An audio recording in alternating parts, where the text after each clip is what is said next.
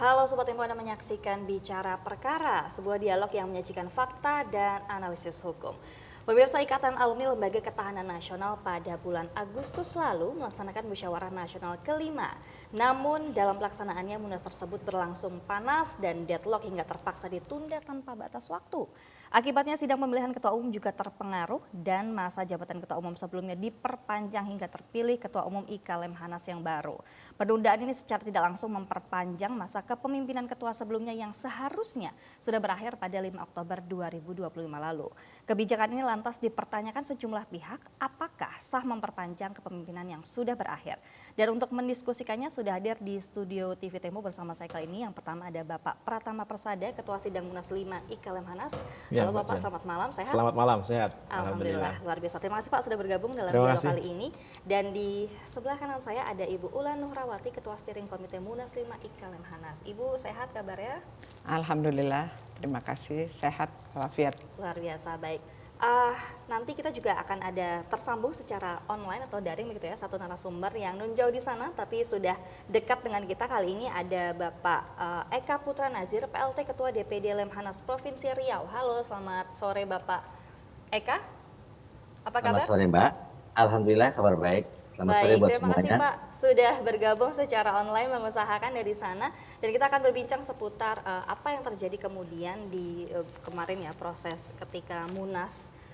Saya tapi pertama-tama akan ke Ibu Ula terlebih dahulu yang mungkin bisa menjelaskan sebelum kita detail soal apa yang terjadi kemarin. Barangkali bisa disampaikan kepada para audiens atau Sobat Tempo begitu ya. Sebetulnya IKA Lemhanas itu sebuah organisasi seperti apa, latar belakang tujuannya bagaimana, apalagi kita bicara soal impact keberadaan organisasi ini, itu seperti apa itu?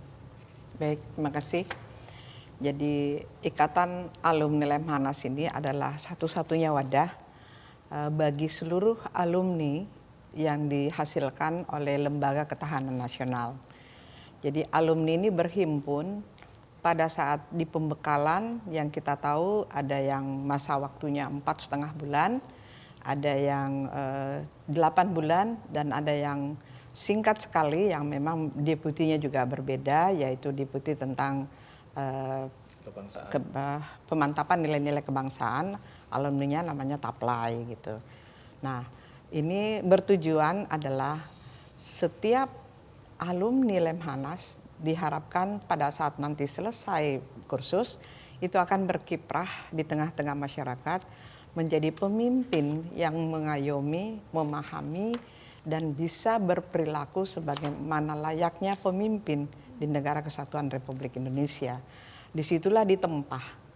Jadi pada saat pendirian pertama Lemhanas ini oleh para pemimpin terdahulu, dalam hal ini Bapak Presiden, itu sudah memang mencanangkan bahwa apabila ada yang ingin menjadi pemimpin, maka harus dibekali dengan ilmu kepemimpinan. Sehingga tidak disangsikan lagi dan tidak diragukan lagi bahwa alumni Lemhanas itu telah diisi dengan nilai-nilai kepemimpinan nasionalnya seperti itu. Nah, kami ini terdiri dari pusat, ya kan, dan dibagi atas alumni angkatan dan juga alumni yang ada di DPD. Itu adalah alumni yang tersebar dan setelah kembali bertugas di tempatnya masing-masing, dan ada juga yang kita sebut dengan alumni yang pemantapan nilai kebangsaan. Jumlah sekarang ini sudah mendekati 23.000 jumlahnya gitu, baik yang anggota reguler maupun yang non reguler seperti itu. Jadi tujuan IKAL adalah membantu, ya kan, pemikiran-pemikiran yang sifatnya bagaimana melihat Indonesia dalam keutuhan, berbangsa, bernegara, dan memimpin dengan cara yang pas dengan apa yang diharapkan oleh ciri khas bangsa Indonesia itu sendiri. Nah, jadi kalau lembaga Lemhanas itu semua masukannya, hasil produknya itu langsung kepada Presiden. Tapi kalau Ikatan Alumni ini bisa dia multi address, kemana saja siapapun yang membutuhkan pokok-pokok pemikiran dari alumni Lemhanas ini, maka itulah persembahan kita itulah kontribusi kita kepada bangsa dan negara gitu. Oke, jadi bisa disimpulkan kurang lebih Lemhanas ini adalah tempat untuk mendidik orang-orang dengan kemampuan kepemimpinan yang luar biasa. Betul. Nah, ini saya mendengar informasi bahwa bicara soal kepengurusan, benarkah Ibu Ula IKA Lemhanas ini dipimpin oleh salah satu orang yang kemudian sepanjang kurang lebih 20 tahun itu menjadi ketua? Ya, karena memang IKAL ini dipimpin oleh orang yang tentunya mempunyai kepercayaan gitu. Pada hakikatnya pemimpin itu berasal dari kita percaya terhadap kemampuan ya, kapasitas dan kompetensi serta elektabilitas seseorang. Dan pernah dipimpin dan sampai sekarang memang masih yaitu Pak Agung Gumelar untuk 4 periode. Meskipun ya di dalam anggaran dasar kita selalu ada pembatasan itu sebagai hasil sebuah reformasi juga kan. Saya kira salah satu roh reformasi itu adalah membatasi masa waktu kepemimpinan secara vertikal dan dimanapun. Saya kira itu rohnya reformasi. Nah, oleh karena itu, tetapi di IKAL ini karena memang kita yang selalu ditegakkan adalah semangat perjuangan sebagai orang yang berkarakter pejuang dan kemudian berwawasan negarawan gitu loh. Sehingga kita sepanjang itu masih dalam koridor ini yang dibutuhkan oleh untuk menggerakkan organisasi ini mencapai tujuan dan memberikan manfaat dan tidak menciptakan suasana yang harus begini kenapa begitu dan fine gitu loh. Nah, sehingga kepemimpinan Pak yang ketua umum kita yang selama 4 periode ini terterima. Nah, kali ini kemudian ada pemikiran baru untuk mengatakan bahwa meskipun kalau memang sudah selesai, kita selesaikan dan kita rintis pemimpin baru yang juga cukup banyak yang sebetulnya bisa memimpin. Nah, itulah saya salut betul dengan ketua umum yang terakhir nih yang sekarang ini, karena di penghujung kepemimpinannya memohon kepada kita semuanya termasuk kepada saya sebagai orang yang mendampingi beliau, berikanlah saya kado istimewa. Nah, kado istimewa yang kita terjemahkan apa lebih mendalam? Udahlah, saya cukup 4 kali ini, jangan lagi diteruskan. 4 kali aja sebenarnya sudah terlalu lama gitu kan. Jadi tolong kado istimewa yang saya minta di dalam Munas yang akan datang bahwa cukup, jangan saya lagi. Apa kata dunia dan apa kata orang-orang lain yang juga mempunyai kecerdasan, intelektual dan juga tentunya keinginan untuk mengatakan kasih contoh dong, seperti itu. Dan memang sudah ada contoh sih dalam pemerintahan gitu, ya jangan lama lah gitu. Oke, baik. Bicara poinnya tadi adalah reformasi, saya geser ke Pak Tama terlebih dahulu. Ya. Pak Tama, kemudian akhirnya diselenggarakanlah Munas kelima pada 23 Agustus 2020. Waktu itu apa sebetulnya agendanya, terus kemudian kenapa harus ada Munas atau memang sudah waktunya atau bagaimana sih? Ya, jadi kan kepengurusan DPP yang lama itu kan 2020 sampai 2025. Artinya 2025 itu harus ganti kepemimpinan.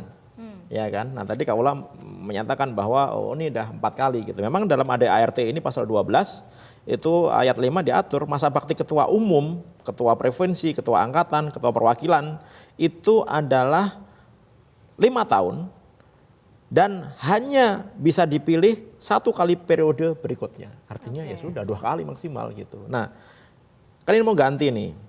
Pak Agung, ketum yang lama bilang, sudah jangan saya lagi lah gitu. Sehingga dipilihlah 5 bakal calon nih.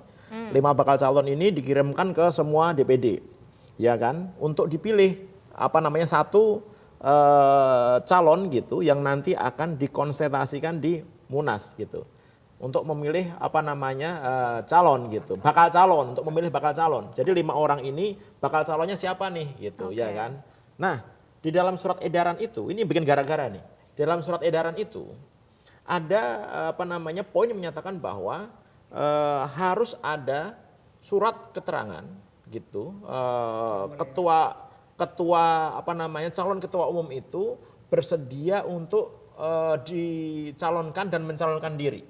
Jadi harus pakai tanda tangan nih, ya kan? Sebagai bentuk persetujuan. Dan persetujuan. Ya. Masa sebagai calon ketua umum dia nggak mau ditunjuk secara begitu ya? pribadi nggak mau mencalonkan gitu kan.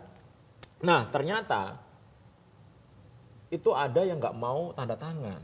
Itu jadi masalah. Sehingga ketika dia tidak mau tanda tangan, kan nggak sah nih suratnya nih. Ya. Dia nggak sah menjadi bakal calon, iya kan? Betul. Nah, oleh karena itu saya nggak tahu ini gimana, konspirasi apa gitu ya. Tiba-tiba keluar surat edaran yang baru dengan nomor yang sama, dengan tanggal yang sama, dengan tanda tangan yang sama gitu, tapi isinya poin itu berbeda. Surat untuk bersedia dicalonkan calon diri itu hilang. Poin itu hilang. Poin itu gara-gara ada calon yang memang dia nggak mau tanda tangan. Bayangkan. Artinya apa? Ada dari awal sudah ada pemalsuan ini. Pemalsuan surat. Harusnya kalau Anda pinter nih ya berorganisasi, tulis dong SE nomor 4 jadinya SE nomor 5 nih, surat edaran nomor 5. Ada revisi ada atau apa pembaruan namanya? ya gitu. Karena apa? Sehingga tidak butuh itu. Ini nggak ada. Suratnya sama, semuanya sama. Nah, ini yang akhirnya membuat kebingungan. Gitu. Dipertanyakan sama peserta Munas begitu, ini ada apa nih? Nah, celakanya pada saat Munas itu, kebetulan saya yang menanyakan juga gitu, pemimpinan Munas sementara saat itu Pak Sekjen yang lama bilang bahwa saya nggak tahu ada surat kedua gitu. Dia bilang, loh, masa Sekjen nggak tahu ada surat yang diedarkan ke seluruh DPD, ya kan? Nah, tapi kemudian ketua pansel bilang, yang sah itu adalah surat nomor 2 gitu. Yang pertama itu nggak sah gitu. Ini sama-sama pengurus, sama-sama DPP gitu ya kan. Sama-sama bertanggung jawab terhadap acara Munas ini, itu beda omongannya. Sehingga dipertanyakanlah sama peserta, ini gimana nih? Jadi yang benar yang mana nih? Artinya Mbak, kalau orang nggak mau tanda tangan, kalau bakal calon itu nggak mau tanda tangan, kan artinya nggak sah, ya kan? Terus masa iya Anda mau memilih ketua umum yang dia sendiri nggak mau dicalonkan, nggak mau mencalonkan gitu. Sehingga dipertanyakanlah di situ, yang tanda tangan hanya satu orang, siapa? Pak Dudung Abdurrahman. Oh, baik. Profesor Jenderal Dudung Abdurrahman gitu. Berarti 4 lainnya Yang tidak lainnya, bersepakat untuk yang lainnya diajukan nggak mau sebagai tanda bakal tangan gitu ya kan, mencari berbagai macam dalih alasan lah gitu. Ya kita kan ditunjuk kita gini loh. Iya, walaupun Anda ditunjuk Anda harus tanda tangan dong. Secara administrasi itu adalah syarat sahnya Anda menjadi bakal calon yang nanti akan dicalonkan, ya kan? Nah, itu dipertanyakan. Dan pertanyaannya yang dipertanyakan itu sebenarnya ngomong biasa aja, memang nggak keras, cuma nggak sampai lempar-lemparan kursi, nggak sampai lempar-lemparan apa gitu, dan nggak ngumpat-ngumpat, penuh dengan etika, ya kan? Dan itu semuanya juga minta waktu, kemudian ngantri, jadi nggak ada problem Monas ini. Yang tadi dibilang konflik dan lain-lain, nggak ada. Boleh dilihat nanti videonya, nanti saya share semua videonya dari awal sampai akhir itu ada. Semuanya normal-normal saja gitu. Nah, cuma karena mungkin bapak-bapak itu tidak terbiasa Munas yang ada dinamis dan lain-lain gitu, menganggap bahwa ini rusuh nih gitu. Ya kan? Sehingga akhirnya akhirnya memutuskan untuk walk out gitu. Nah, walk outnya itu juga sebenarnya agak lucu. Kenapa lucu? Ketika Pak Sekjen saat itu 2020-2025 memimpin rapat gitu ya. Kita tahu bahwa Munas itu suara paling tinggi dalam organisasi itu adalah suara keputusan Munas. Artinya apa? Anda harus tanya dong. Ini kan orang datang dari seluruh provinsi, seluruh provinsi, Pak. Ada 34 provinsi datang semuanya. Dari semua angkatan, mulai dari senior sampai yang paling baru yang baru lulus, datang semuanya. Duduk di situ gitu. Kemudian tiba-tiba pimpinan sidang sementara itu bilang, atas keputusan saya, sidang saya tunda dalam batas waktu yang ditentukan. Loh, Anda siapa? Kok Anda nggak nanya sama peserta rapat? Harusnya tanyakan dulu dong. Setuju nggak kalau sidang ini ditunda? Setuju nggak kalau misalkan kita calling down kemudian ditunda dalam waktu yang mungkin 2 bulan, 3 bulan begitu. Harusnya gitu ditanyakan kan. Ternyata enggak. Tiba-tiba langsung berdiri, tergagap-gagap, kemudian diputuskan sidang ditunda dalam batas waktu yang tidak ditentukan. Sehingga akhirnya membuat ribut ini semuanya nih. Padahal saat itu ya, Pak Purnomo itu datang malam-malam itu, sudah datang. Pak Purnomo adalah salah satu bakal calon gitu, yang ada dalam 5 bakal calon itu, ya kan. Pak Purnomo ada, kemudian ada Pak Dudung ada, kemudian ada Pak Mustafa itu ada calonnya, ada Pak Togar Sanepar ada, kemudian ada Pak Prof Gumelar juga ada semuanya tuh. Nah, ya harusnya kalau misalkan normal nih, ya ada semuanya, daripada mungkin dianggapnya rame, ya udahlah kita voting aja, kalau nggak selesai kan voting. Kaula sudah menyiapkan tuh semuanya, kertas suara dan lain sudah disiapkan tuh. Nah, yang jadi masalah adalah salah satu calon ini nggak mau kalau voting. gitu. Jadi gini, dari 5 bakal calon itu sebenarnya suara itu mengerucut. Oke. Apa banyaknya? Yang pertama adalah Pak Purnomo, Oke. yang kedua adalah Pak Dudung. Pak Togar, Pak Mustafa, Pak Prof Gumelar itu nggak dapat bukan nggak dapat, ada dapat cuma suaranya hilang, saya nggak tahu juga bisa hilang tuh gitu. Oke. Tapi nggak signifikan. Berarti 5 balon menjadi 2 calon ya? Harusnya sih sebenarnya nggak, harusnya dipilih 3 nantinya. Harusnya dipilih 3 dalam Munas itu dipilih 3 ini yang nanti akan dikontestasikan. Jadi sebenarnya dari 5 calon itu, bakal calon itu nanti dipilih 3 paling banyak, baru itu nanti dipilih, bukan saat DPD, DPA itu mengirimkan surat dukungan gitu. Bukan, salah persepsi juga mereka tuh. Nah, itulah yang mengakibatkan akhirnya terjadi keributan. Kenapa? Karena satu calon nggak mau kalau voting. Bahkan bilang kalau voting itu beberapa pendukungnya ya, itu tidak sesuai dengan demokrasi Pancasila katanya. Wah, Agak bingung saya nih. itu yang jadi masalah. Sehingga akibatnya begitu lengkap, bukannya memulai proses itu malah balik pulang. Pulang semuanya. Begitu pulang ribut Mbak semuanya. Ini lebih banyak DPD yang hadir, DPA yang hadir, itu ribut rame. Loh, kita ini sudah jauh-jauh datang ke Jakarta, dari semua daerah kita ini mau munas dilanjutkan gitu, ya kan? Akhirnya apa? Nah, kebetulan saya jadi korban lah, disuruh untuk pertama ambil alih mau ke depan gitu. Nah, akhirnya menjadi ketua sidang. saya ke depan, ternyata palunya ditinggal di situ. Ada palu gitu, kemudian perangkat-perangkat masih ada, steering komite masih ada, semua perwakilan masih ada gitu. Akhirnya ya sudah kita kendalikan sidangnya. Kita lewati tahap per tahap semuanya tanpa di skip. Semuanya kita lewati sesuai dengan DART sampai terakhir kita aklamasi memutuskan Pak Dudung sebagai ketua umum terpilih Terpilih, 2025-2030. Gak ada yang lainnya lagi masalah, dan yang sah tanda tangan itu adalah Pak Dudung gitu. Baik. Saya ke Bu Ular dulu. Menanggapi tadi cerita dari Pak Tama ini, artinya seluruh proses di dalam Munas ini sudah sesuai dengan unsur-unsur yang memang harus dilewati ya Bu. Tadi ada beberapa unsur tidak salah. Ya, Jihan, gini. Syaratnya Munas itu lengkap ya. Yang pertama ada peserta. Karena peserta inilah kedaulatan penuh pemilik suara. Ada mereka semuanya. Yang kedua itu ada materi atau bahan Munas yang sudah dipersiapkan oleh steering committee saya dan teman-teman gitu kan. Jadi mulai dari jadwal tatip sampai ADART sampai bagaimana nanti proses pemilihan sampai kepada penutup ada lengkap. Yang tiga yang penting itu adalah ada calon, kan gitu. Ya sebagus apapun persiapan kalau nggak ada calon, jadi 1, 2, 3 terpenuhi. Terus yang keempat ada sarana prasarana dan dukungan, dilakukan juga di Lemhanas, di rumah besar kita. Terus yang kelima ada penyelenggara, lengkap steering committee. Nah, persyaratan ini lengkap, maka saya sebagai ketua steering committee mengatakan layak dan patut ini dilanjutkan, kan seperti itu. Karena 5 syarat ini terpenuhi, kan seperti itu. Maka saya mewakili DPP karena memang bidang sementara itu harus ada unsur. Ada DPP, kemudian ada dari DPA dan ada dari DPD terpenuhi.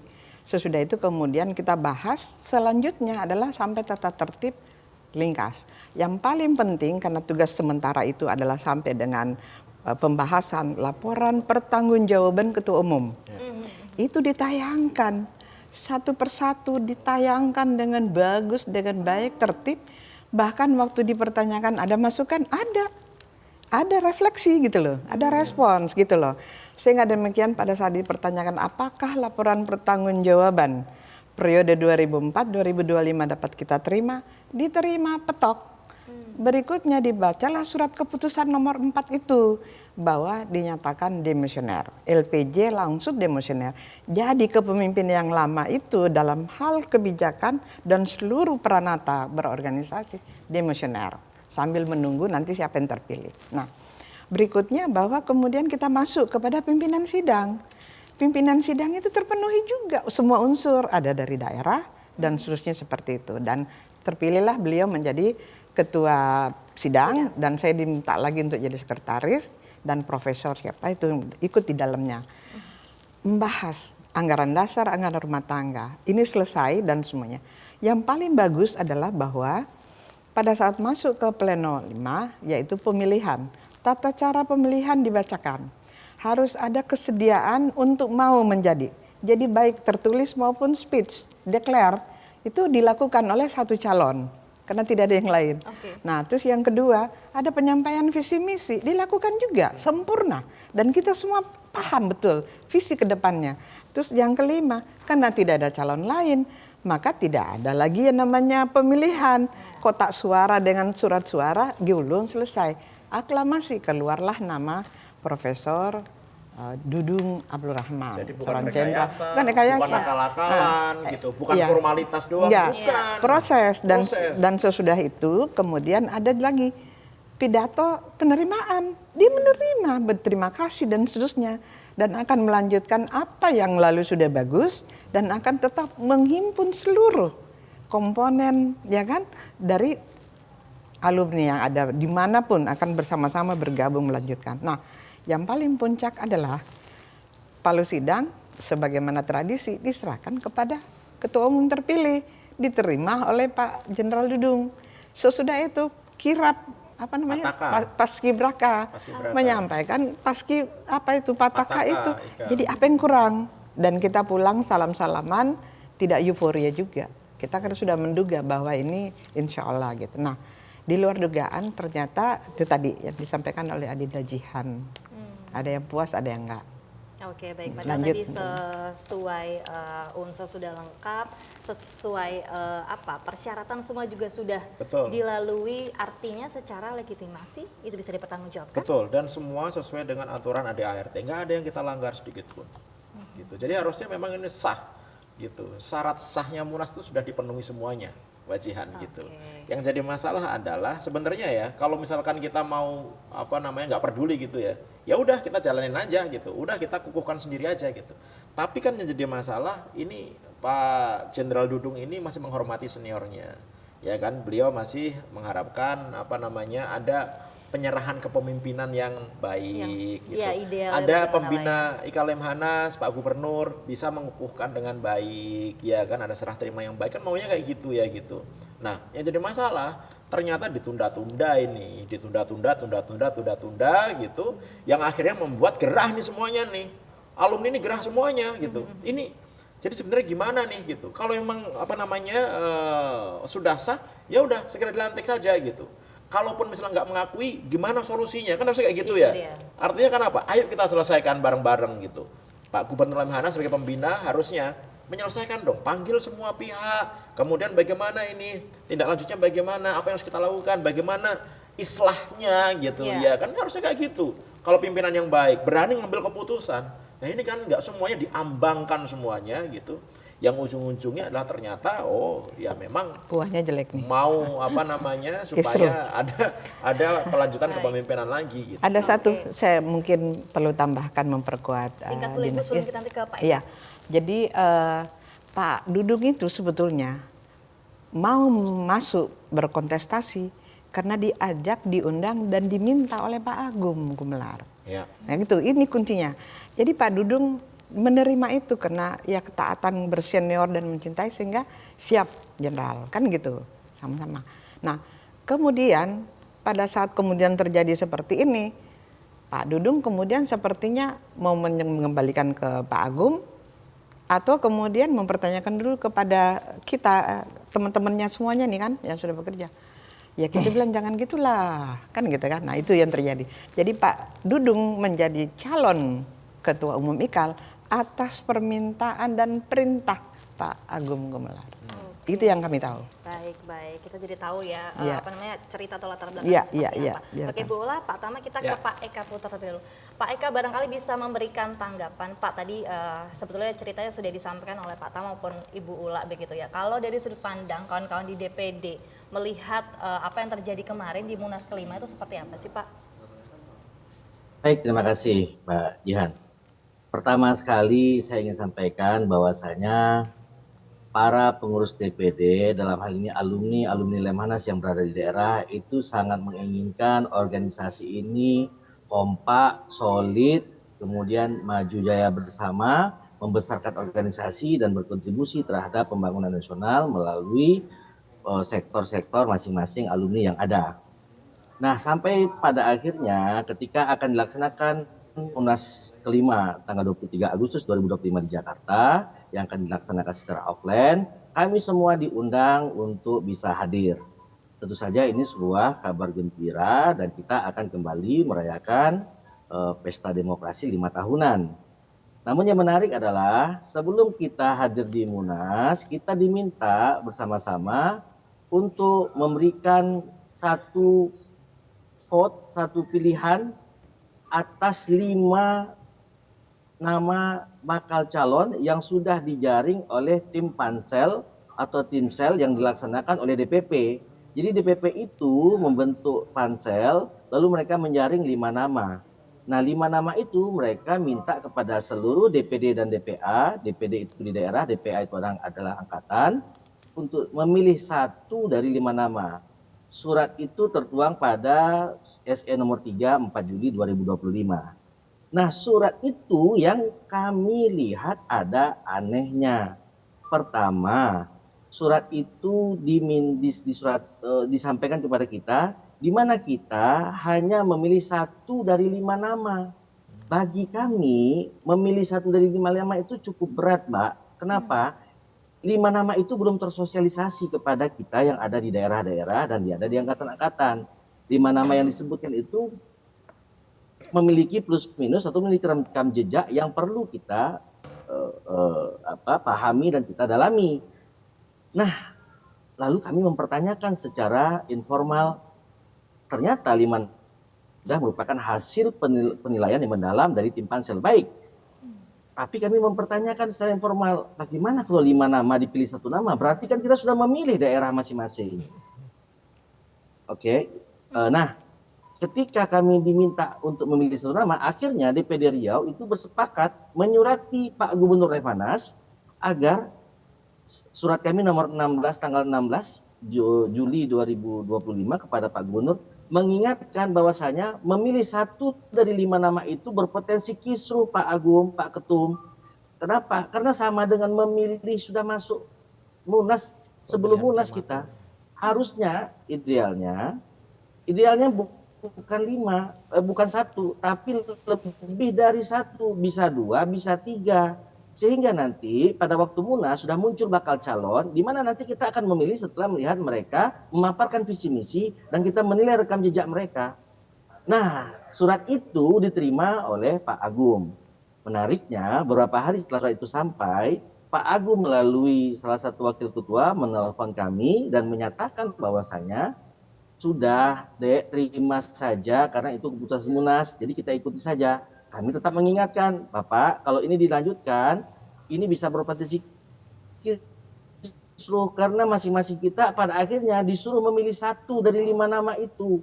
Kalau seandainya milih dari 2 atau 3 saja, mungkin kita bisa ada waktu untuk melakukan komunikasi yang lebih dalam. Tapi kalau sekarang, kalau tidak pilih A, berarti tidak pilih B. Kalau dari kelompok A, berarti dari kelompok B. Tapi kami tetap diminta untuk pilih satu. Nah, dari 5 nama itu yang mengemuka ada 2 nama. Pertama adalah Pak Duduk, Jenderal Dudung, dan yang kedua Pak Purnomo Wijestoro. Nah, 2 nama ini mengemuka, di samping 3 nama lain itu juga ada. Ternyata dari 2 nama itu mengerucut sehingga ini menjadi yang kami khawatirkan punya potensi konflik. Sampai akhirnya pada waktu Munas dipaparkan hasilnya tanpa membeberkan data mana yang memilih A atau memilih B.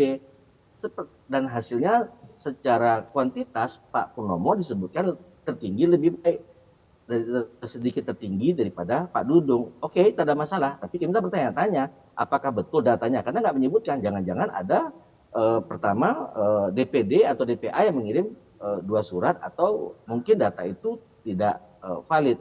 Di situ puncak masalahnya ketika kita diminta berkontestasi memilih 2 nama dari 1 nama dari 5 nama dan muncul 2 nama keras.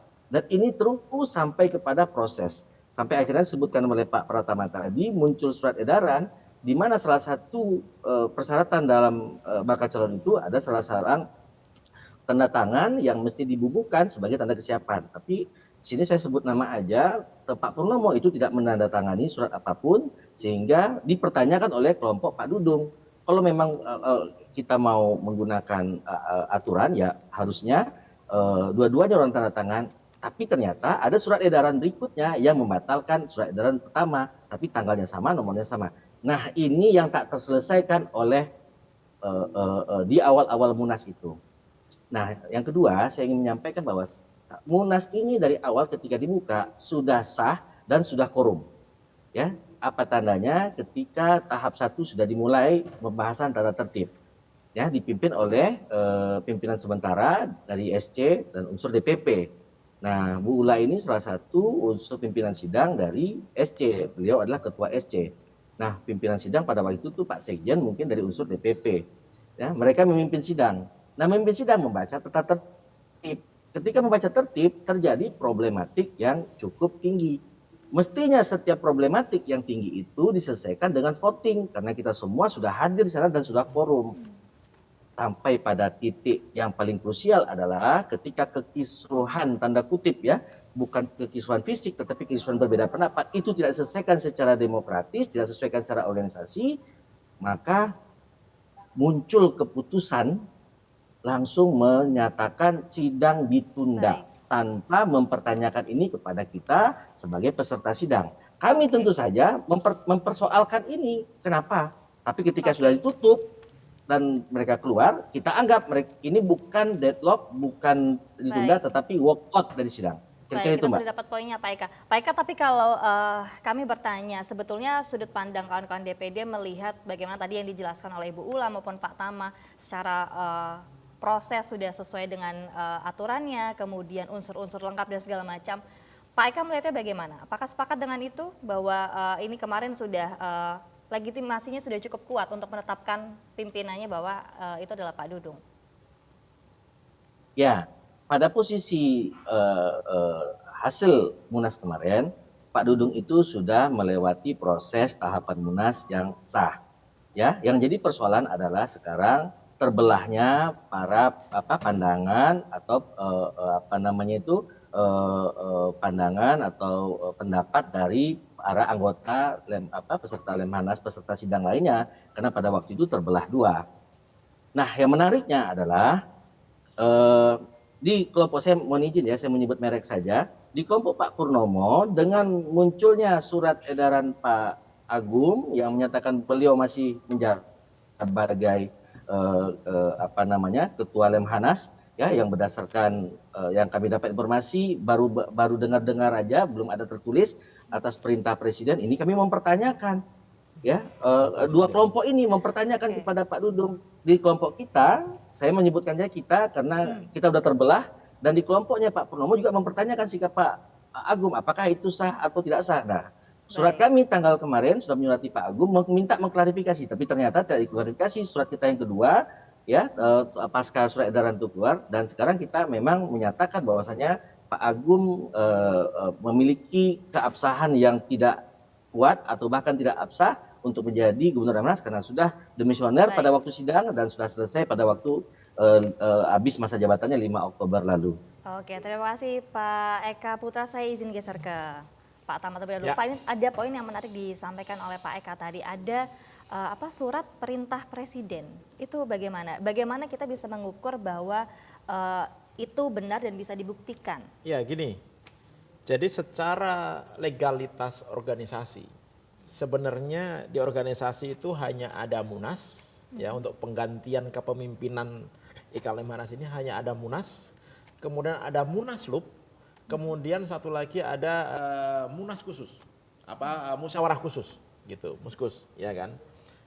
Sebenarnya nggak ada mekanisme memperpanjang jabatan dengan perintah presiden, sebenarnya nggak ada, gitu ya kan. Karena apa? Karena forum tertinggi kita itu adalah musyawarah nasional sementara. Musyawarah nasional sebenarnya. Nah, artinya sebenarnya udah final, ya kan. Nah, kemudian karena di ADART ini nggak ada mekanisme perintah presiden, gitu. Akhirnya dibuatlah ini. Saya nggak tahu dari mana ini isunya, gitu. Tapi kita mendengar bahwa kepemimpinan Pak Agung gitu itu akan diperpanjang gitu sampai Munas berikutnya gitu atas dasar perintah presiden. Nah, yang jadi masalah adalah ini presiden ini lagi ribet nih ngurus negara kita nih, ya kan, ngurusin MBG, ngurusin ekonomi dan lain-lain begitu. Tapi Bahkan itu memang kemarin tidak ketika ada aturannya. partai yang berkonflik bilang udah urusin sendiri aja gitu. Ini hanya ikal nih organisasi kependidikan ini gitu.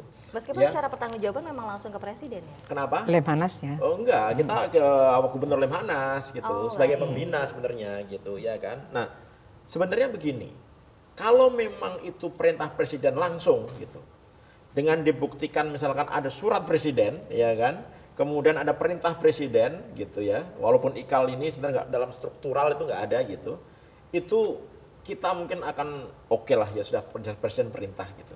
Tapi ini kan katanya.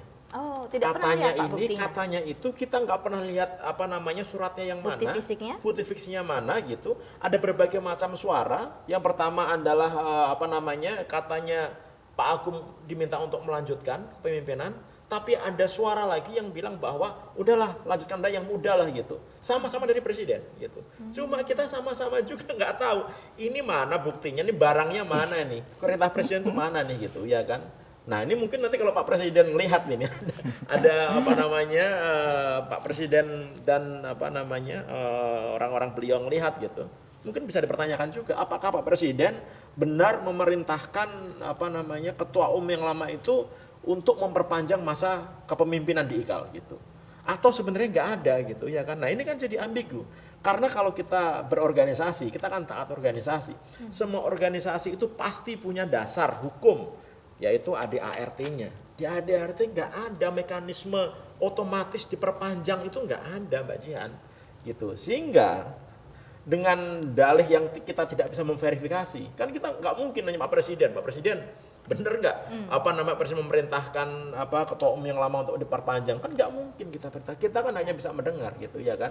Sehingga kita mempertanyakan dong, ya udah kalau seperti itu buktinya mana gitu. Coba nggak pernah ada buktinya disampaikan, hanya katanya, dan katanya itu pun bukan langsung dari Pak Presiden, tapi dari beberapa orang Pak Presiden begitu ya kan. Nah itu yang menyebabkan sebenarnya kita ini mau berorganisasi yang benar apa tidak.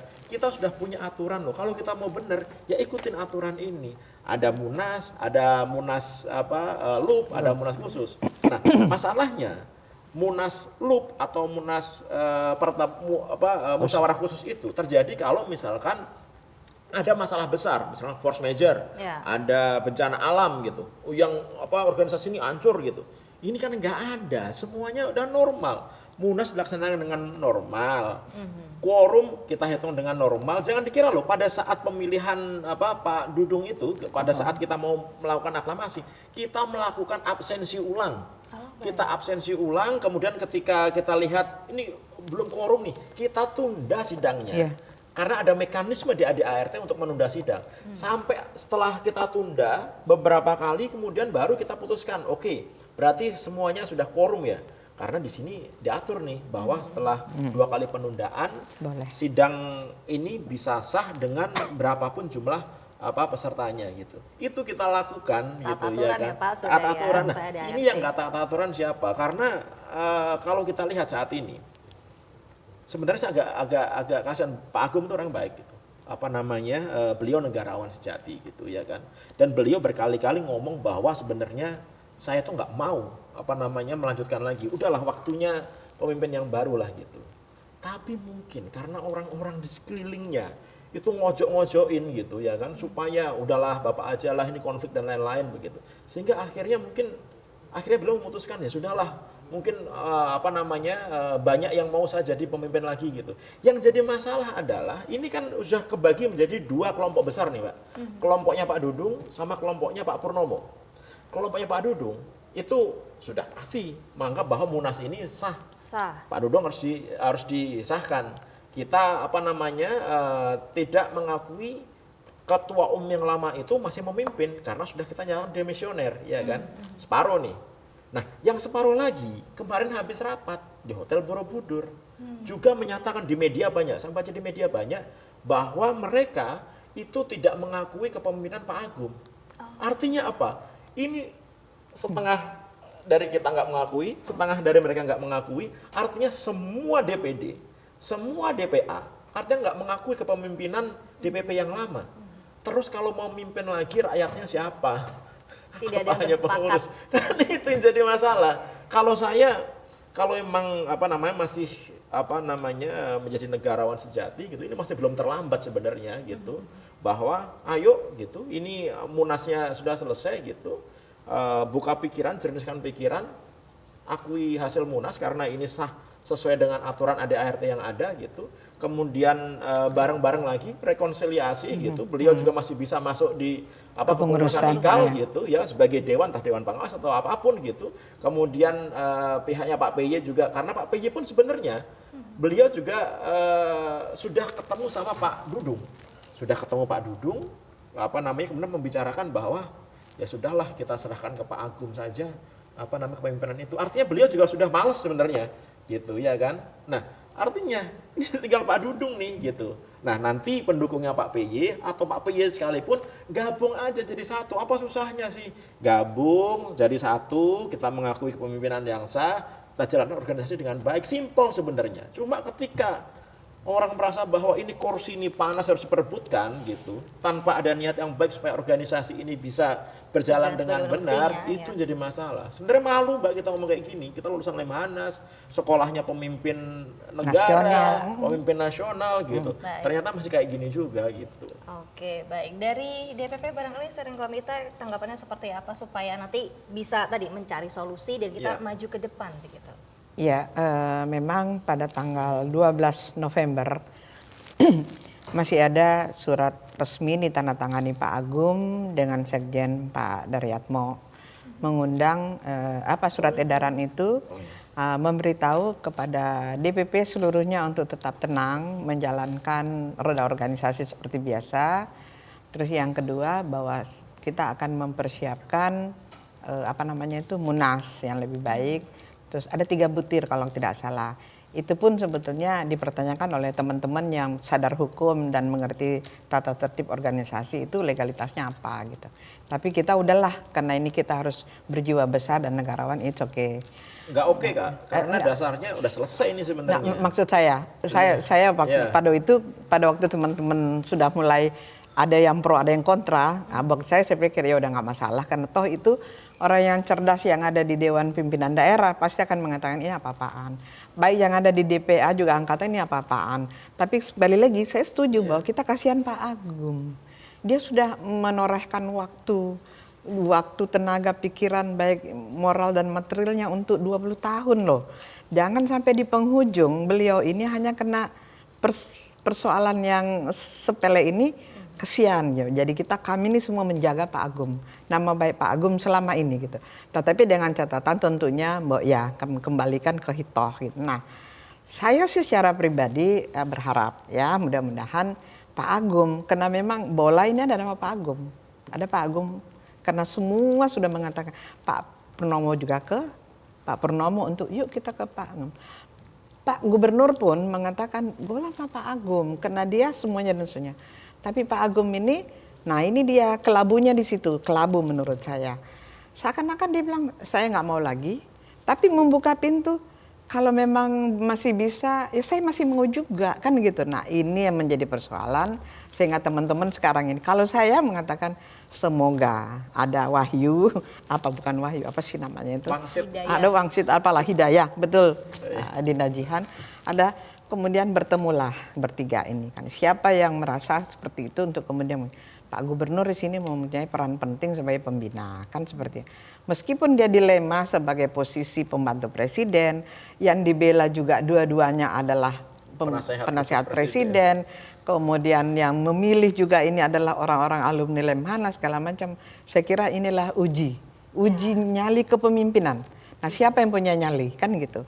Kadang-kadang kalau kita ketemu dengan Pak Dudung, saya pernah diundang ke tempat Pak Dudung dengan santainya mengatakan kan begitu kan, ya kalau kita mau berubah itu hanya 2 kan, kita siap menetapkan apa yang kita yakini bahwa kita ada di situ. Dan kalau memang ragu ya jangan kerjain gitu. Dan Pak Dudung sendiri, saya siap gitu. Saya kalau tidak siap ngapain saya sampai jam 12 nongkrong di situ, itu tanggung jawab saya. That's gitu loh ya. Pada saat yang sama ada yang kemudian sedang berproses untuk kemudian dilanjutkan atau tidak. Kok walk out? Nah ini di sini kan orang bisa membaca. Siapa sih sebetulnya pemimpin yang sudah lolos nih di dalam di dalam langkah strategis yang sudah diatur oleh adik-adik para penyelenggara gitu. Itu dari saya gitu. Oke, Semoga baik. ada hidayah. Semoga yang terbaik ya. Oke, saya akan geser ke Pak Eka lagi. Pak Eka masih tersambung ya. Pak Eka, kalau dari kawan-kawan di daerah, sebetulnya harapannya itu bagaimana sih supaya kawan-kawan pemegang mandat di pusat ini bisa berjalan sebagaimana mestinya, bisa berjalan ideal dan akhirnya memberikan dampak yang positif juga kepada pengurus-pengurus di daerah. Baik, terima kasih Mbak. Kami sebenarnya maunya sederhana saja. Yang pertama, kekisruhan atau problematik perbedaan pandangan ini bisa diselesaikan dengan baik. Cara yang pertama adalah Gubernur Lemhanas selaku Ketua Dewan Pembina yang notabene menjadi user dari setiap alumni atau yang mengeluarkan alumni-alumni Lemhanas itu betul-betul turun dan menyampaikan sikap yang tepat. Apa sikap yang tepat? Pertama, dasarnya adalah ADART, dan yang kedua kepentingan kelemhanasan, dan yang ketiga kepentingan nasional. Nah, persoalan ini sudah bisa selesai karena problematik atau ujung dari problematik itu atau yang menjadi persoalannya sudah bisa diurai dengan baik. Nah, Pak Agung bisa ngobrol sama Pak Dudung, kemudian andai kata Pak Purnomo bisa dibawa untuk berbicara. Kalau mereka udah ngomong, apapun keputusan mereka dengan Gubernur Lemhanas, kita para peserta ini akan ikut dan akan memberikan apresiasi atau penilaian yang sepantasnya. Tapi sampai saat ini tidak ada tanda-tanda itu, bahkan ketika Gubernur Lemhanas mengundang Pak Agung Gumelar dalam Tubdik atau penutupan pendidikan kemarin, itu menandakan bahwasanya konflik ini akan mainnya panjang karena Pak Agung diberi seolah-olah legitimasi sebagai ketua umum. Untuk diketahui Mbak Jihan dan teman-teman semua, selama Munas itu berlangsung mulai pagi sampai tengah malam, itu Pak Agung Gumelar hadir di sidang, setiap sidang, bahkan mengikuti setiap detik tanpa keluar dari sidang. Tetapi sepuncak-puncaknya konflik, beliau tidak mengeluarkan satu patah kata pun di forum, di pimpinan, meja pimpinan, untuk mengambil alih atau mengarahkan perbedaan pendapat ke dalam satu kesepakatan apapun. Beliau hanya hadir di pembukaan ketika memberikan pidato sambutan sebagai ketua umum. Nah, yang kedua, kami dari PD ini ya, ketika terjadi kekosongan, kan dianggap ini ada kekosongan, kevakuman bagi sebagian, ya, itu bisa mengusulkan sesuatu kepada Gubernur Lemhanas, meskipun sebenarnya tidak ada kekosongan itu, karena sudah ada ketua umum terpilih. Nah, kami dari DPD Riau itu meminta kepada Pak Gubernur untuk segera menyikapi hal ini dengan baik dan sepatutnya. Pertimbangkan semua problematik dan dasar-dasar keorganisasian yang ada.